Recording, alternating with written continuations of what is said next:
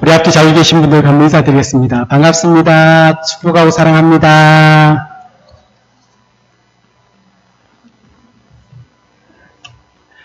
갈릴리에서 그 베드로와 또 안드레, 그 형제 안드레가 이 바닷가에서 이렇게 이제 어부로서 그 일을 감당하고 있습니다. 근데 이 베드로라는 이 시몬과 그 형제는 바다에 그물을 던지고 있는 그 길에 이제 예수님께서 그 바닷가를 이렇게 건너 지나가시다가 이 두 사람을 보면서 뭐라고 하셨을까요? 라고 물으면 나를 따라오너라. 내가 너희로 사람을 낳는 어부가 되게 하리라. 라고 말씀하셨습니다.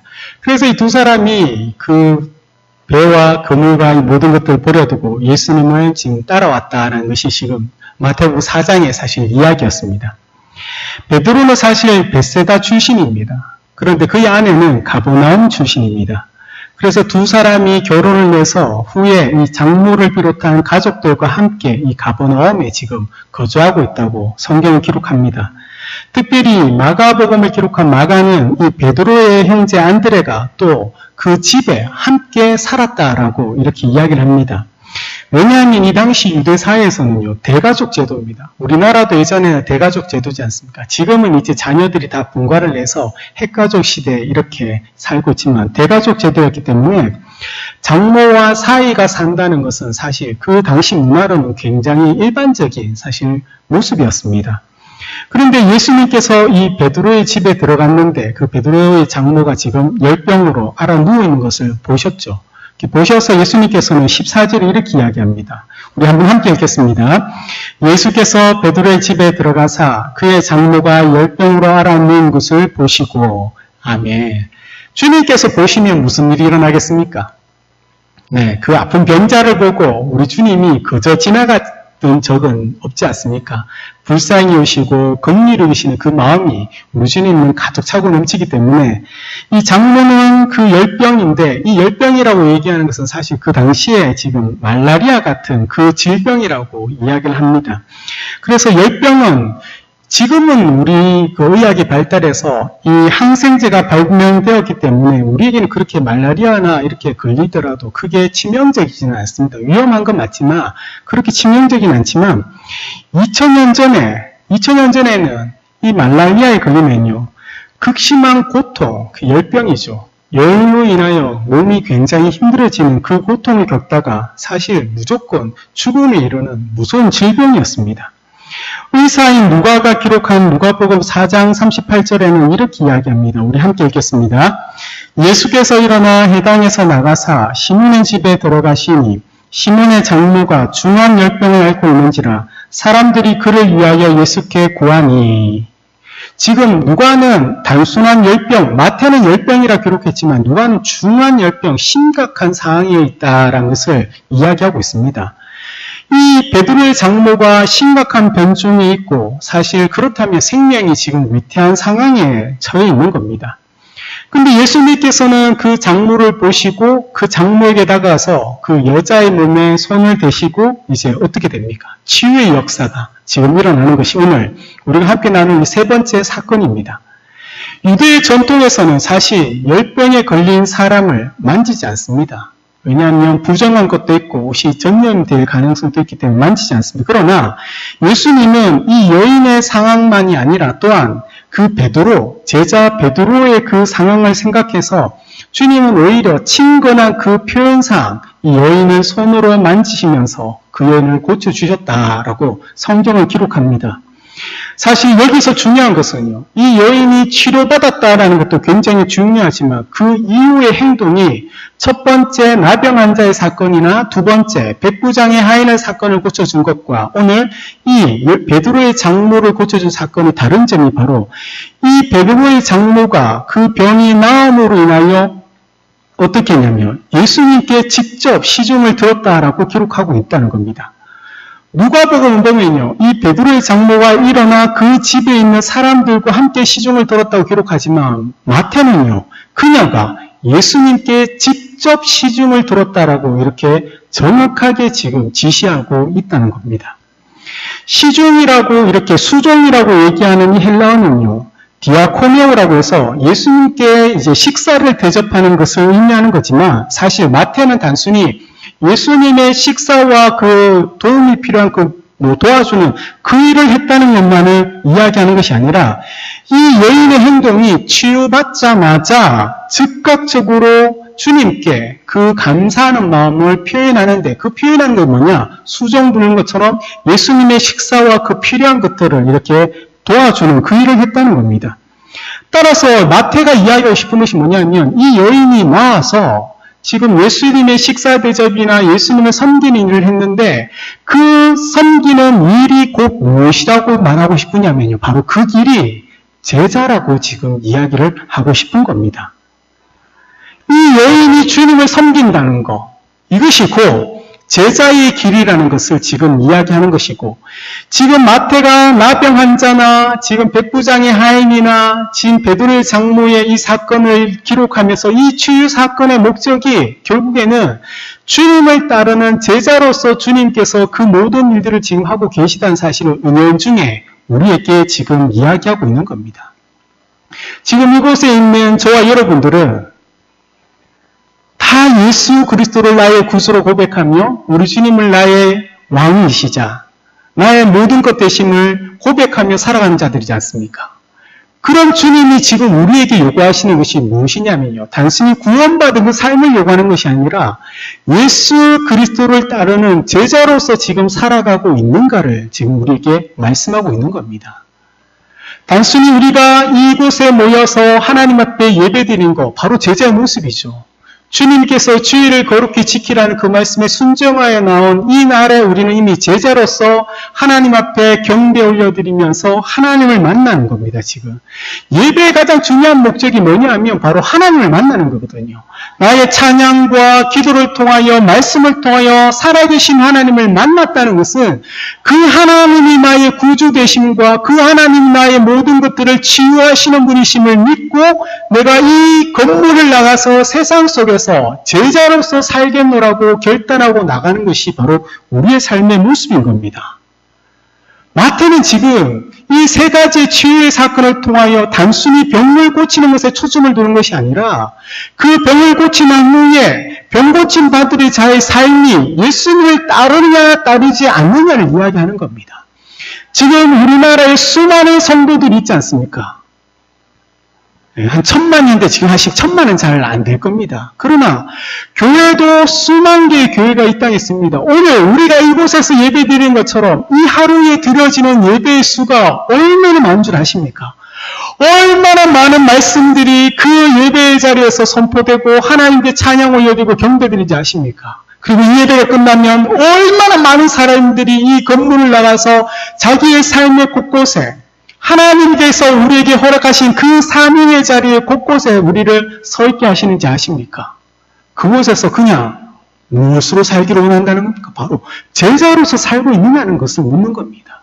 주님께서 우리에게 찾아오셔서 우리의 연약함을 만지시고 회복했던 것처럼 우리는 그렇게 할 능력이 없지만 우리를 통하여 그들이 예수 그리스도를 알게 하는 그런 믿음의 삶을 살고 있느냐는 것을 지금 우리에게 묻고 있는 겁니다.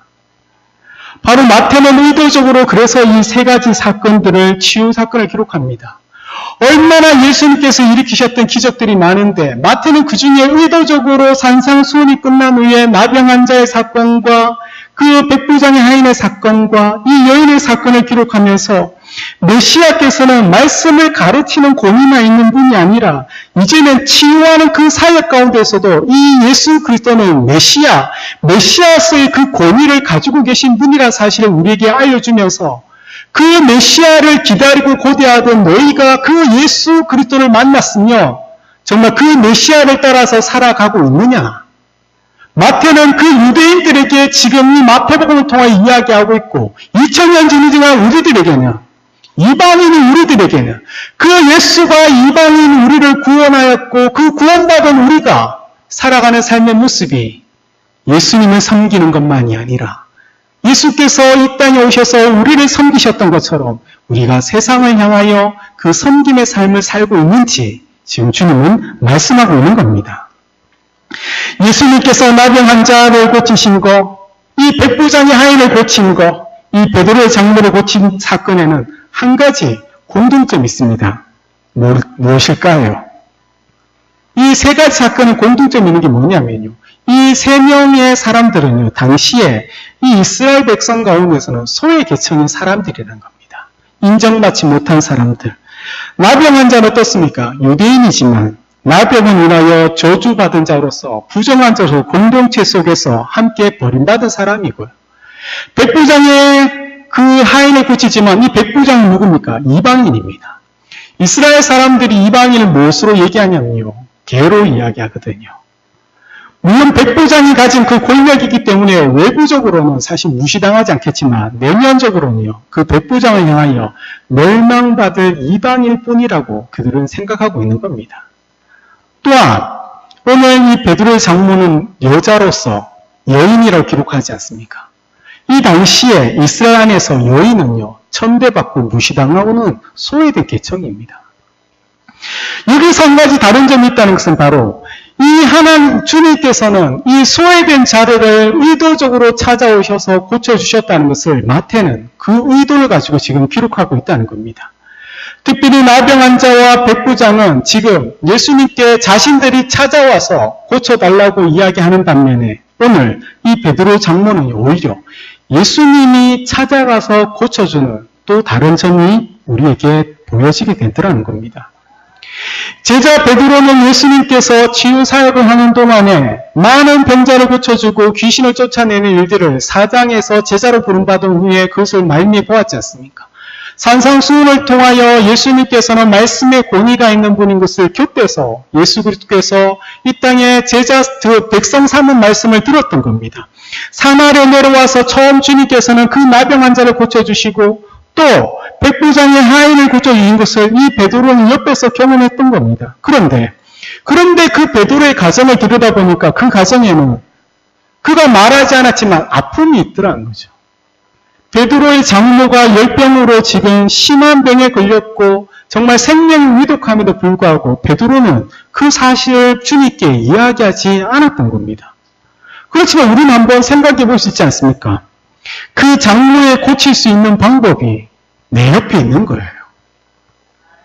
예수님께 직접 찾아가지 않더라도 예수님께 지금 말을 통하여 그 백부장의 하인을 고치신 것처럼 주님, 우리 사랑하는 장모님이 지금 심한 병에 걸려 있는데 주님 말씀으로만 고칠 수 있습니다. 백부장의 하인을 통하여 고침을 받는 것을 통하여 베드로가 그렇게 주님께 이야기하며 되었는데 사실 베드로는 성경에 기록되어 있지만 아무도 이야기하지 않았다는 겁니다. 왜 베드로가 이야기하지 않은지 사실 우리는 알 수 없습니다. 그러나 오늘 예수님께서는 그 사랑하시는 제자와 함께 그의 집에 찾아가 그의 장모의 병을 고쳐주셨다는 것을 우리는 보게 됩니다. 우리가 우리의 형편, 여러분의 지금의 삶의 형편, 그 어려움의 것들을 하나님께 이야기하지 않는다고 우리 하나님께서 모르시겠습니까? 아니죠. 다 알고 계실 거거든요. 특별히 제자들은 이 예수님께서 그 베드로의 장모를 고쳐주는 사건을 통하여 늘 십자가를 지고 섬기라고 세상을 향하여 너희 것을 나눠주라는 말만 듣는데 그런데도 불구하고 이 베드로의 장모의 사건을 통하여 제자들은 무엇을 깨닫게 됩니까? 주님이 나의 모든 형편과 나의 삶을 알고 계시는구나. 여러분의 삶의 모든 형편과 여러분의 속속 마음들, 곁에 있는 가족들은 모를 수 있고 살아가는 공동체는 모를 수 있지만 우리 주님은 말하지 않아도 다 알고 계심을 꼭 믿으시기 바랍니다. 이 마태는 이 베드로의 사건을 통하여 우리에게 이야기하고 싶은 것이 무엇이냐면 바로 주님이 누구이신가라는 그 물음 가운데 제자들에게는 바로 예수님은 우리의 모든 형편을 아시며 또 우리를 도우시는 분이라는 사실을 깨닫게 하셨다는 겁니다. 그리스도, 예수 그리스도라는 이 그리스도, 메시아, 히브리어로 메시아가 헬라어로 그리스도인데 이 구원자 되신 주님은 유대인만이 아니라 백부장 이방인을 구원해 주셨는 것만이 아니라 이 베드로의 장모를 고치는 사건을 통하여 이제는 오히려 그 메시아 되신 예수께서 사람들을 찾아오셔서 지금 고치시는 분이라는 사실을 또한 마태는 우리에게 가르쳐주고자 하는 겁니다. 마태복음 8장 16절과 17절 말씀 우리 한번 함께 읽겠습니다. 저물매 사람들이 귀신 들린 자를 많이 데리고 예수께 오거늘 예수께서 말씀으로 귀신들을 쫓아내시고 병든 자들을 다 고치시니 이는 선지자 이사야를 통하여 하신 말씀에 우리의 연약한 것을 친히 담당하시고 병을 짊어지셨도다 하면 이루려 하심이더라. 아멘.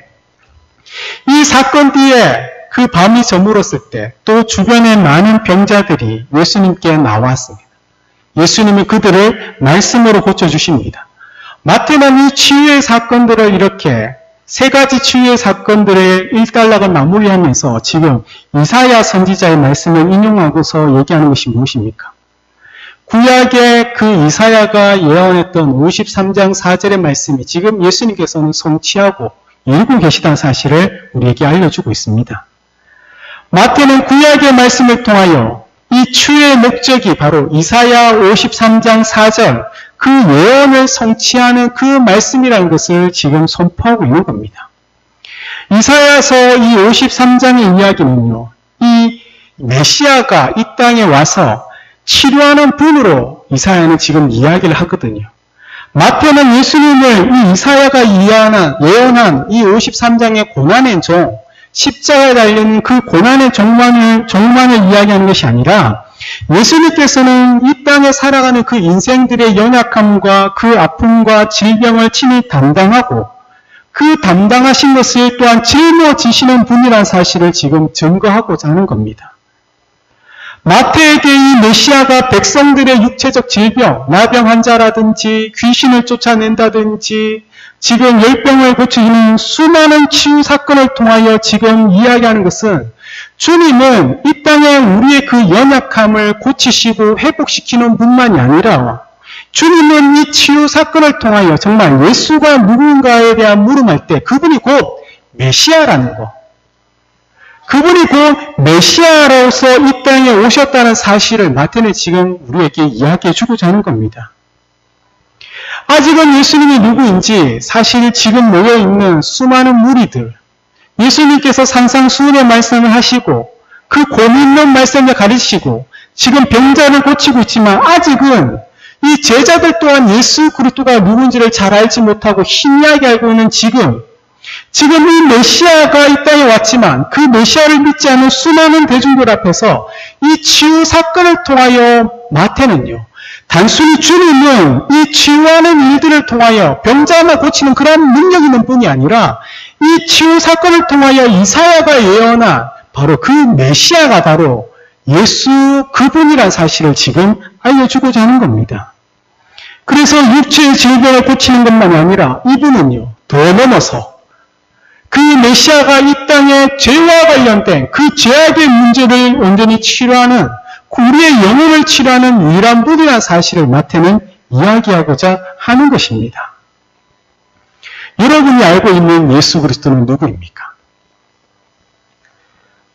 이미 이 마태가 이야기하는 것 이상 지금 이 시대에 살아가는 성도는요, 이 예수에 대하여 잘 알고 있습니다. 왜요? 이미 우리는 요한복음 우리에게 주어진 계시의 말씀이 있기 때문입니다.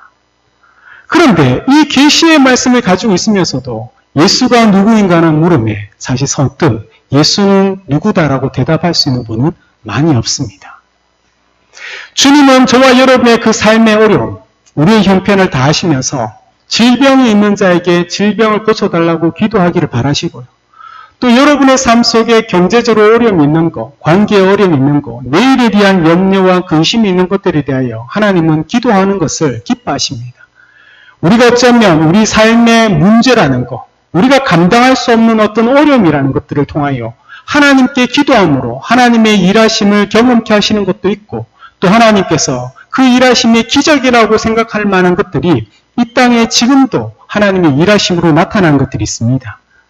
그러나 주님이 정말 그 치유하는 사건을 통하여 하나님께서 우리를 치유하시는 분, 우리를 고치시는 분, 우리를 회복하는 분, 그것만을 우리에게 가르쳐주고자 하는 것이 아니라 지금 마태가 지금 이 치유의 사건을 통하여 우리에게 알려주고자 하는 것은 유대인의 메시아로서 나병 환자를 고쳤던 그 메시아, 백부장의 그 기도를 간구를 드렸던 이 이방인의 메시아로서 뿐만 아니라 이제는 이 베드로의 사건을 통하여 하나님께서 찾으시는 그 한 영혼을 우리 주님은 지금 찾아오셔서 고쳐주시는 그 메시아라는 사실을 또한 우리에게 알려주고자 하는 겁니다.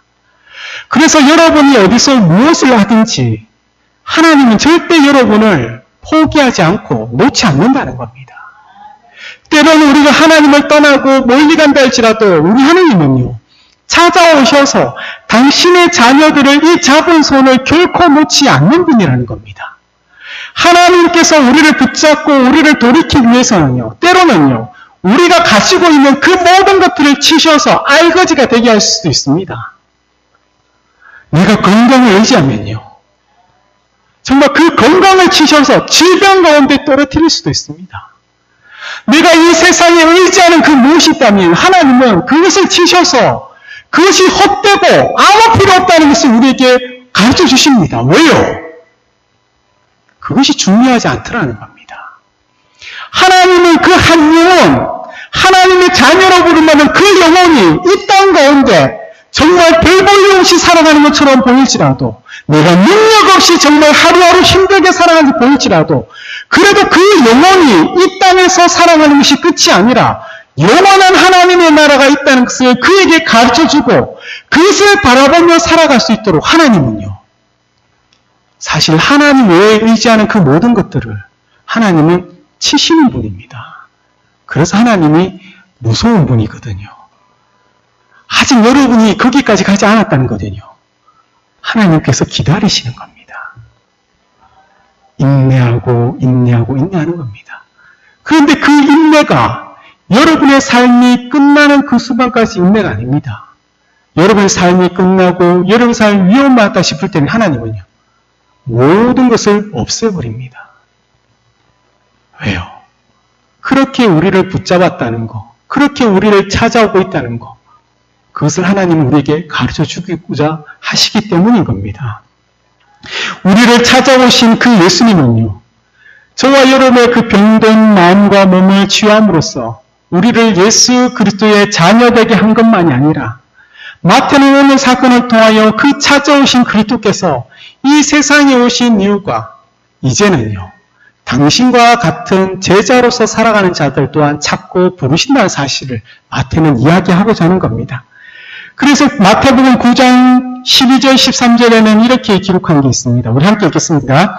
예수께서 들으시고 이르시되 건강한 자에게는 의사가 쓸데없고 병든 자에게라야 쓸데있느니라.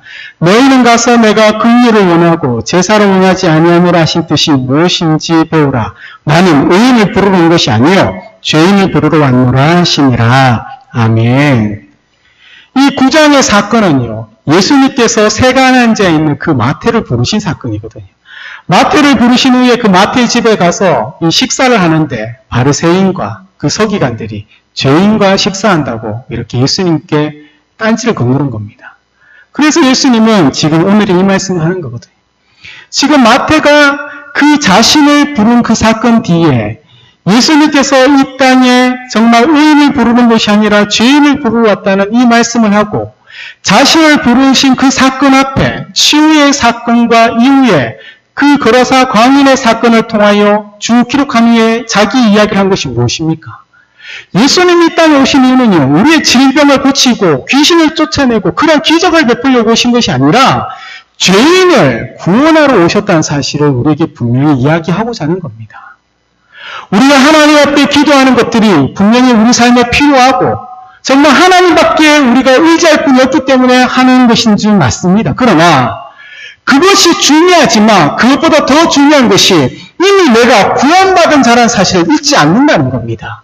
구원받은 자로서 내가 이 땅에 살아갈 때 내 삶의 문제와 어려움들을 하나님께 간구하는 것은 우리 아버지이기 때문에 당연히 자녀로서 해야 될 것이지만, 자녀로서 간구하는 것과 자녀로서 이 땅에 살아가야 삶의 모습은 전혀 다르다는 겁니다.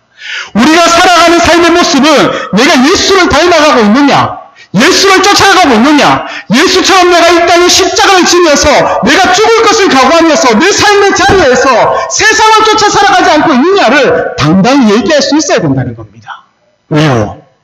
우리 주님이 그렇게 우리를 부르러 오셨고 제자를 삼는 이유가 그 제자를 통해 이 땅의 모든 문제를 해결하는 것이 아니라 그 문제의 근원된 죄를 해결하기 위하여 우리 주님께서 오셨기 때문에, 그 주님이 그 죄의 문제를 해결하고 그 주님을 그리스도로 믿고 나아가는 그 제자를 세상에 보내는 이유가 그 제자만이 그리스도를 증거할 수 있기 때문인 겁니다.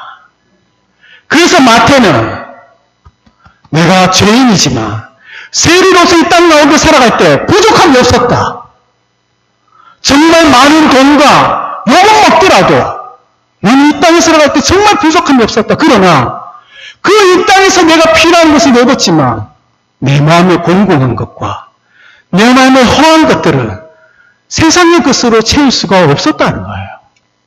그래서 그는요, 예수께서 따라오라는 그 말씀에 선뜻 따라갔고 그가 이 세상에 있는 모든 것들을 다 포기하고 그가 얻었던 그 평안과 그 안식과 그 구원의 기쁨을 가지면서 주님의 제자로서 정말 살아가다가 숭배 자리까지 가고 그 안에 자기의 백성들을 향하여 불같은 마음을 주심으로 인하여 마태는요, 그 백성들을 향하여 이 마태복음을 기록하면서 너희가 십자가에 못 박힌 그 주님이 이 땅에 오셔서 말씀의 권위만을 가르친 것이 아니라 치유하시는 분만이 아니라 우리가 그토록 기다리고 고대하던 메시아 그분이라는 것, 그분이 이 땅에서 제자를 부르시면서 제자로서 내가 살아갔다고 지금 우리에게는 참된 제자로서 그 길을 걸어가고 있느냐, 그걸 지금 우리에게 이야기하고 있다는 겁니다.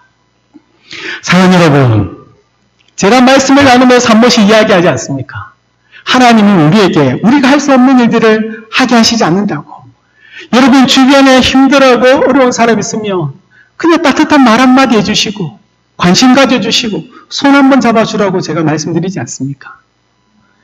정말 그런 여러분의 삶의 모습이 바로 그 사랑, 주님이 우리를 사랑하기 때문에 이 땅에 오셔서 십자가에 달려주셨던 그 사랑을 주님은 우리에게 우리가 할 수 있는 일들을 맡기시고 있다는 겁니다.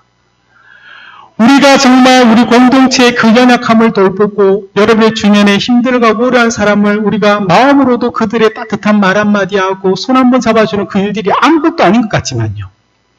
하나님은요, 여러분의 그 삶을 통하여 일하시는 분인 것을 꼭 믿으시기 바랍니다. 여러분이 그렇게 사랑을 나눠줄 때요, 지난 주간에는요, 저 경산 옥상동에서 우리 교회에 올 수 있냐고 전화가 오셨어요. 근데 차가 안 돼서 가까운 교회 가라고 얘기했습니다. 제가 그 전화를 받으면서 이것이 별거 아닌 거지만 하나님은요, 정말 이 땅에 수많은 교회가 있고 수많은 성도가 있지만 정말 그 하나님을 사랑하면서 주의 말씀에 순종하며 나가는 그 한 사람, 한 제자, 한 교회를 지금도 찾고 있더라는 겁니다. 우리가 행하는 것이 아무것도 아니겠지만 하나님 보시기에는요, 정말 그 아무것도 아닌 일들에 하나님의 손을 얹고 하나님의 기름 부으시면요, 그곳에 은혜가 넘치는 꼭 믿으시기 바랍니다. 이 베드로와 안드레, 마태도 이 주님의 부르심에 그 모든 것들을 버리고 떠나갔지 않습니까? 그래서 여러분의 가진 모든 것들을 버리라고 하는 이야기가 아닙니다. 혹시 버릴 것 같으면 제게 버려주십시오. 제가 잘 사용하겠습니다. 버리라는 것이 아니라 삶의 우선순위를 주님께 두라고 이야기를 하는 겁니다. 정말 내가 원하는 소원하는 것들이 있고 하나님께서 원하시는 것들이 있을 것 같으며 이제까지는 내가 소원하는 것을 먼저 하고 하나님 일들을 차선으로 했다면 이제는요, 내가 소원하는 것을 조금 포기하고 하나님 것을 먼저 생각하고 할 수 있는 그런 여러분 되시길 주의 이름으로 축복드립니다. 하나님은 그런 우리들의 삶의 모습을 통하여 하나님을 선택하는 자에게 하나님의 은혜와 영광과 그 일하심이 나타나게 하는 것만이 아니라 시간이 지나가면요, 여러분이 소원하는 것들이 그것이 이루어지는 것은 아닐 수 있지만 더 좋게 내가 더 큰 기쁨과 감사할 수 있도록 하나님은 일하는 분인 것을 꼭 기억하시기 바랍니다. 이제 내일부터 우리나라의 고유의 명절 추석입니다. 우리 어른들은 자녀들이 다 찾아오지 않습니까? 예. 찾아올 때 잔소리하지 마시고 혼내지 마시고 사랑으로 안아주시기를 바랍니다. 그 자녀들의 삶 또한 하나님의 손 안에 있습니다. 하나님이 우리 사랑하는 자녀들의 그 삶의 자리에 찾아가고 있음을 꼭 믿으시기 바랍니다. 하나님을 만나 하나님을 경험하는 자, 이 여인이 주께 수종들었던 것처럼 그들도 그들의 삶의 자리에서 그들의 삶의 방식으로 하나님을 영광스럽게 할 줄 믿으시기 바랍니다. 지금이 아니더라도 하나님은 모든 것들을 기억하셔서 하나님의 때와 하나님의 시간에 하나님께서 친히 일하신 분임을 꼭 믿으시기 바랍니다. 그러한 믿음으로 이 명절이 여러분 삶 속에 또 가장 복되고 풍요롭고 아름다운 시간 되시기를 예수님의 이름으로 축복드립니다. 아멘.